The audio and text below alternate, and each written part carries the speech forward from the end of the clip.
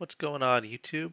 So back today with another video, and today I want to talk about, right now a lot of people they look at the Pokemon market, they look at businesses that are selling Pokemon, and they think, wow, you know what? These guys are probably making bank, right? And sure, some are, but I would argue the vast majority are not really pulling in that much profit at the end of the day. And this video is not just to talk about how profit margins are very thin with this.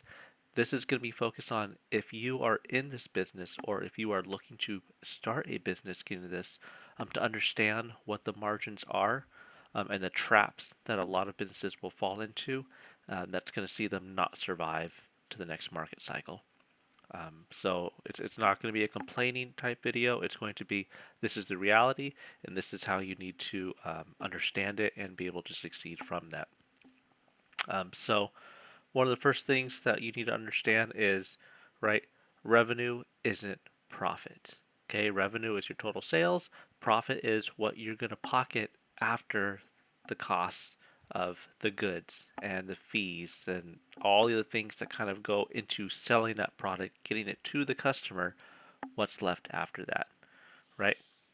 So it's just really important to understand. I guess the easiest way to kind of break down thinking about this is Pokemon business looks incredibly profitable from the outside until you start breaking it down, right? So, forgive me, I have a lot of notes here that I'm going to be using because there's a lot of things that I want to touch on here, right? So, a lot of people don't understand if they're not in the business that there are a lot of extra costs that are going to go into each sale, right? These are going to stack on top of each other that are going to reduce your overall profits. So that's going to be your payment processing fees, your packing, right? Labor, taxes, overhead, and fraud and lost packages. Okay? So every layer of friction eats into that profit. So as a quick example, let's take a look at an Ascended Heroes ETB. Okay? Currently, the market is roughly about 180 at the time of this video. So say you're sourcing these at market, right? We'll kind of get into that in a little bit. At 80%, right, which is not bad because it's a highly liquid, highly desirable set. You're not really going to be picking these up for less than 80% market. So that's going to put you right around $144. Okay, on paper that puts you at a profit of $36. Okay, now you have made the sale. You have a payment processing fee. Generally, they're around 2.5% to 3%, right? So let's go in the middle, let's go around 2.7%. Your processing fee is going to be based on the total sale, not the cost of the item you just sold. So you need to account for the taxes and shipping into that, and then take your 2.7%, it's usually plus 30 cents. So 2.7% plus 30 cents is what I'm paying, and that is on the complete total, right? So say you have roughly $205 as the total with taxes and shipping. So you're looking at roughly about $6 and for 14 cents, right? So now your profit's looking at about 30 bucks, right? Now you got to put that in a box. You got to put packing materials and a label and all this that, right? You got to print the packing slip and your ink and all this kind of thing add up. So roughly about $1.20 is now your cost to package this item and send it out, right? Buyer's paying for shipping, unless you're offering free shipping, in which case you are building that into your price. So anyways, your net profit is somewhere around the neighborhood of $29. Okay, now that $29 has to pay for the ads that you ran. It has to pay for the fees, the subscription, for the site, whatever add-ons and apps you're using to promote and do this and calculate that, this, that, and the other, right? So $20 sounds great, or sorry, $28 sounds great maybe on paper until you have to add on all these other fees and overhead expenses that you have to deal with. The next question becomes then, okay, cool, well, I just need to sell more of those ETBs then, right? How many can you get? In this market, how many, how quickly are you able to source to continually pump these out, right? And that's why scale really starts to matter when you're dealing with these. And with scale comes a whole new layer of things that you need to think about, right? So before we even start worrying about the scale, let's discuss distribution. A lot of people think distribution is the end all be all, and that's going to solve the whole problem here. Okay, so for those, I'm sure most of you watching this know, but if you don't, allocation is very limited right now, right? You have this much product available and this many people trying to get it. Okay, so if you are a new account, and by new account I'm talking about, even up to a year with your distributor, you're probably not getting a whole lot, right? You're getting this much. You're ordering this much and you're getting that.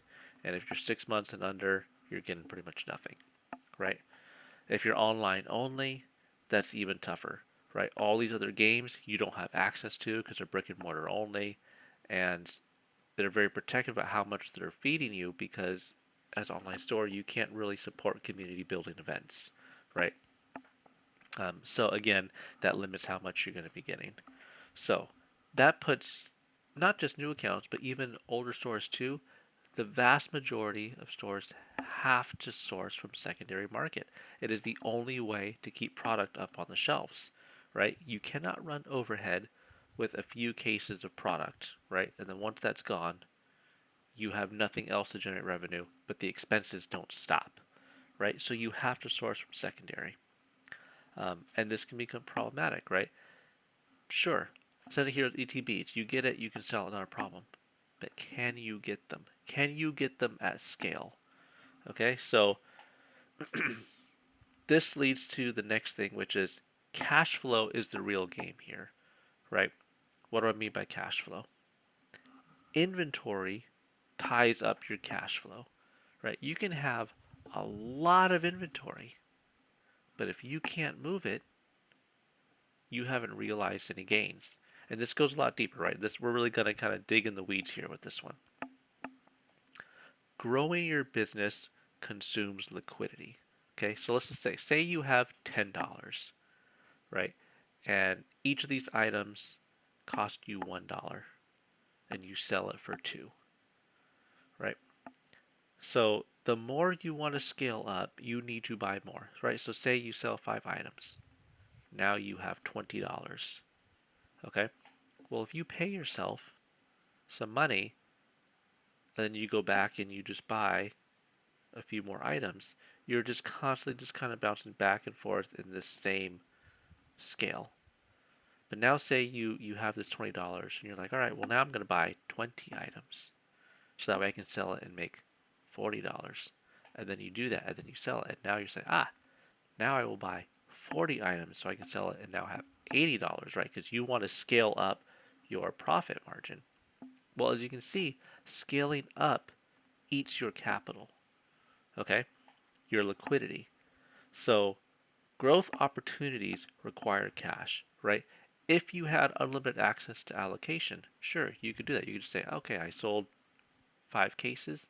This time I'm going to buy 10 cases. Oh, I sold those 10 cases. Now I'm going to buy 15, right? But that's not how it works right now. The way it works is the amount you're getting from allocation from distribution, if any, is not really going up. So you have to source from secondary. Well, if the market price, right, I remember the market price on Ascended Heroes, I think in the beginning was somewhere around like 100, 110, right? And now we're at 180, right? So if you don't have increasing amounts of capital, the amount of those Ascended Heroes ETBs that you can buy shrinks. Okay, you start missing opportunities. Liquidation, right? The need for capital puts pressure on you. So just because you have inventory, it can make you look rich, but you're really poor at the end of the day, right? You have no liquidity to move on opportunities when they present themselves. And, heaven forbid, what if the market falls out under you, right? So you could have a whole bunch of product, and if it goes down even $5 or $10, well, now depending on the situation you're in, you could be really hurting. What if you needed the capital for something, and so you had to force sale and liquidate these items and now realize a loss? But you needed that cash because you had to pay a bill. You needed to do whatever it is you had to do with that money. You needed it. You could not hold on that product, right? Now you're in the hole. So every single item you sell after that in any other SKU, any other category, that's just helping you make up the hole that you had from all this, right? So let's tie this back to what we we're talking about with distribution. With distribution, one of the things that helps your account and will actually help maybe you get some product, right? Because this stuff, as soon as it comes out, it's allocated out and it's gone, right? So you kind of have to participate in pre-orders. If you don't have capital, how do you participate in the pre-order, right? Reliability matters. The distributor's not going to look at you and say, well, you know what? I know you would love to participate in the pre-order, but you just don't have the capital, right? Well, it doesn't really matter if you want to and can't, or if you can and don't.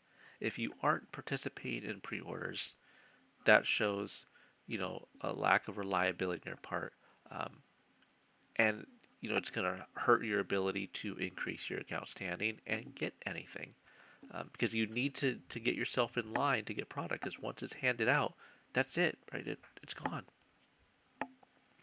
So this inability to participate in the pre-order process is going to hurt your future capabilities and your future growth and relationship with that distributor, right? It will damage your account reliability if you have cash flow problems, right? What happens if, say, you do this pre-order, right? You're like, cool, I got my pre-order in for X amount of cases, and then something happens, right? You had this product and you couldn't move it in time. It's moving slower than you thought, or the market price dropped, right? So now you're breaking even or having a bit taking a loss on it, right? And then now, boom, your pre-order comes in. Here's your allocation, and you're like, ooh, okay, I can't pay that invoice. Well, now you've damaged your relationship, right? If you cancel an allocated pre-order, you damage your account standing and you don't get that product. And the next time, you're probably not going to get allocated anything, or you may get cut heavily, right? Because you've damaged your reliability, your trust, your relationship with that distributor by doing that. So it causes down the line issues, and not just the next time.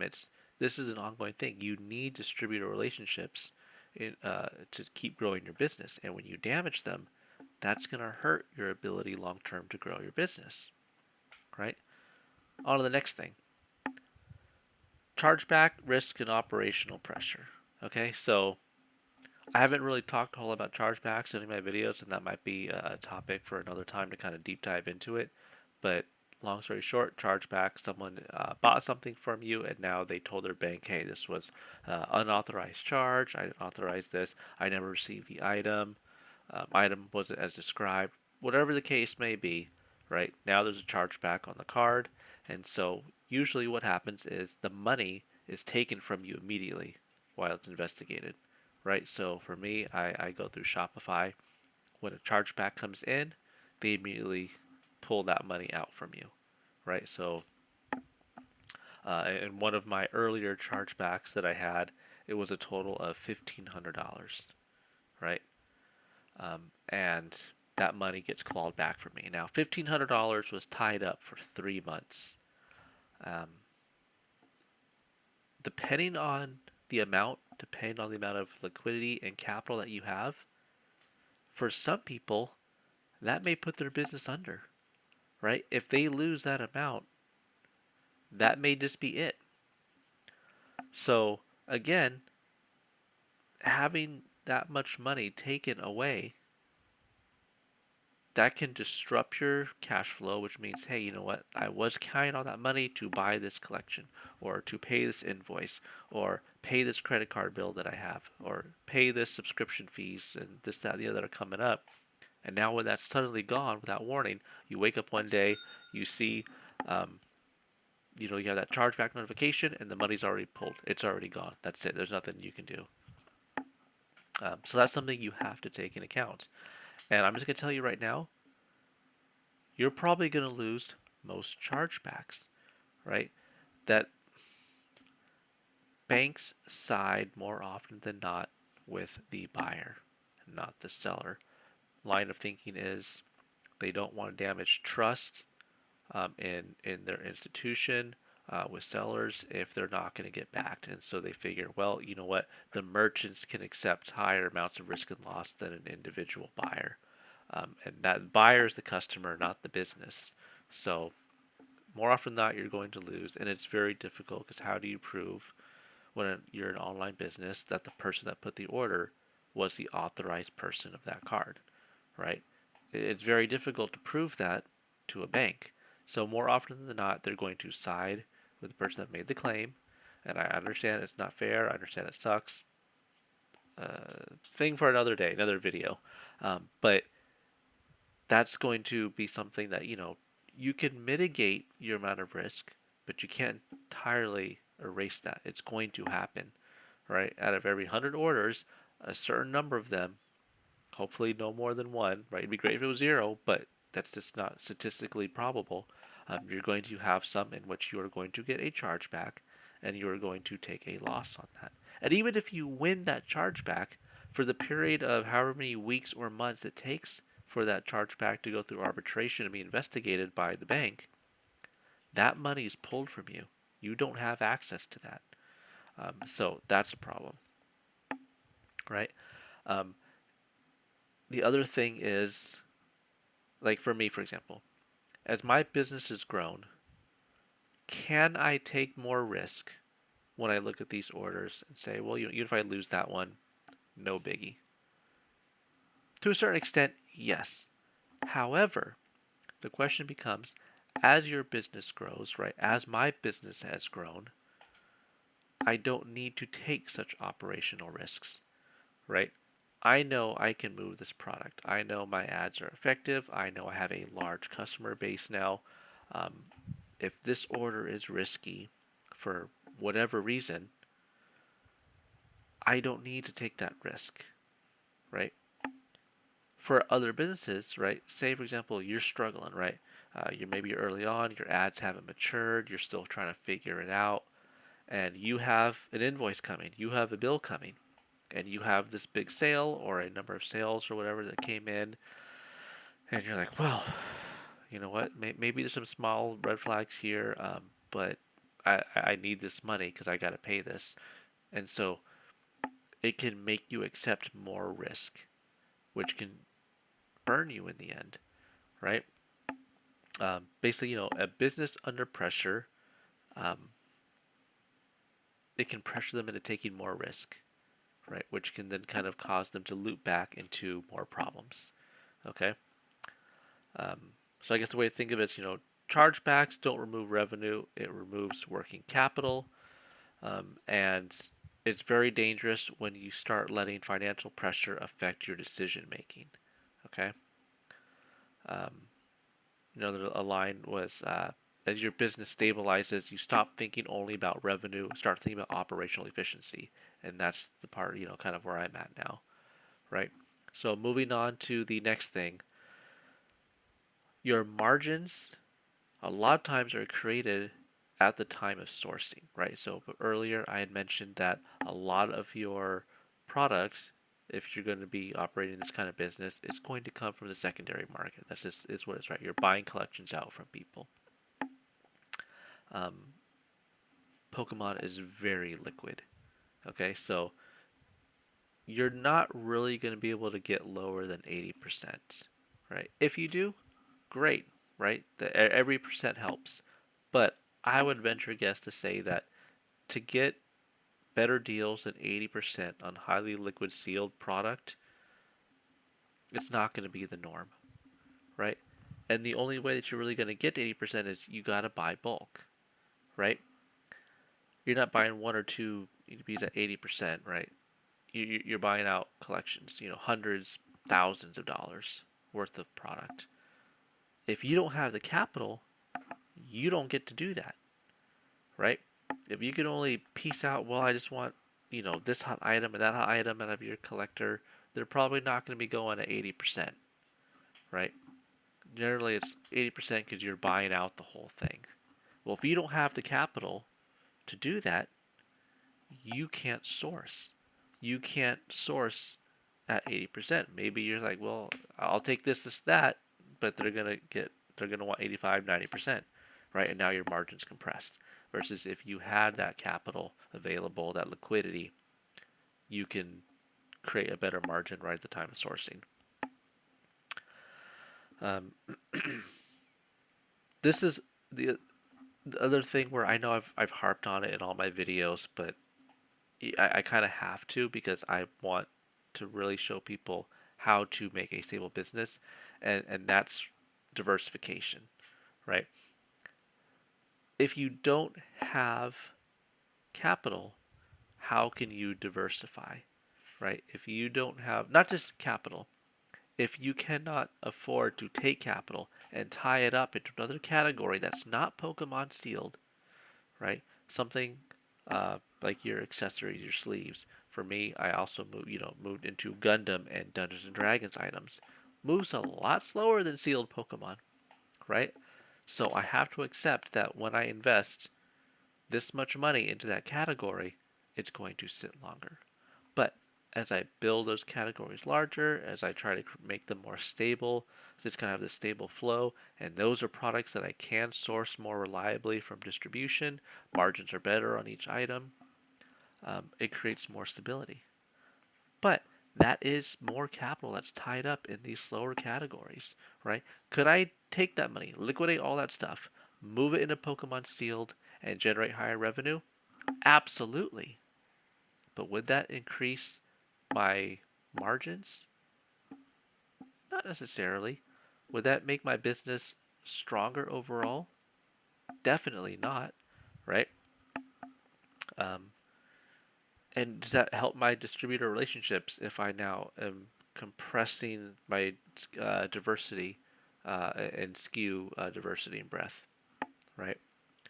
Um, if you don't have liquidity, if you don't have the ability to put capital into these other categories, your business will remain dependent on Pokemon hype cycles. And if the cycle slows, right, this it keeps you in this churn and burn, okay, and that works great, right? It's a lot of work, but it works great until the market slows down, right? So if your business only works in the current market that we have right now with Pokemon, your business isn't stable yet, right? And you need to get to work at stabilizing it with other pillars such that you can survive slower hype cycles. And when the market moves against you in that, you're not left holding the bill. Okay. So I guess one of the big lessons here is right capital management. You've got to make sure you're managing your capital, otherwise you're going to miss opportunities. You can't build distributor relationships. You may even hurt them, and it can push you to take more risk, right? It's going to affect your risk management and operational procedures when you're under that kind of financial pressure. Operational efficiency, as you scale up, all these little things, right? If your shipping is off by a little bit, maybe you're losing 50 cents here and there, right? But that adds up over time, right? And maybe you don't see it, but over time that can add up to $100. Um, right. So just for example, one of the things that I'm doing right now is I've updated my shipping template so that way my socials and all that are going to be on there instead of adding a business card. I'm going to see how that works out for me. But a business card, was an original thing was like 5 or 6 cents a business card, right? But when you're doing hundreds of thousands of orders coming in and you're ordering these business cards, right? $50 for, I don't know, it's like 400 cards or 500 cards, something like that, right? But then I had to have a paper clip to stick it on there, and it took an extra few seconds every time to grab a card and a paper clip and stick it on the packing slip and pack that in, right? That was a few seconds over hundreds of orders adds up to minutes, right? Of my time, and just extra little money here and there that starts to add up. So these are things I'm talking about where at scale small little things can add up that you really got to start looking at because that's capital being tied up in this versus something else, right? So the real business isn't the hype product that everybody notices, but the systems and stability that you have underneath. So that's kind of what I'm going to leave you guys with. Um, Let me know what you guys think. If you guys are looking to start a business, feel free to ask your questions below and I'll be sure to answer them. If you are already started your business and you have some insight on this, please share. I've only been doing this for a year, so I'm still learning. For those of you that may have other lessons that you've learned or been in it longer, please, put that in there. I'm always looking to learn and avoid some pitfalls because I've made mistakes. I've had to learn lessons the hard way. And that's kind of why I'm sharing this with you guys, right? Share what I learned, help you guys out in your own ventures. This space is plenty big enough for all of us, right? There's no need to gatekeep any of this. Um, that being said, check out epiclootcollectibles.com, buy my stuff, and I'll see you guys next time. Take care.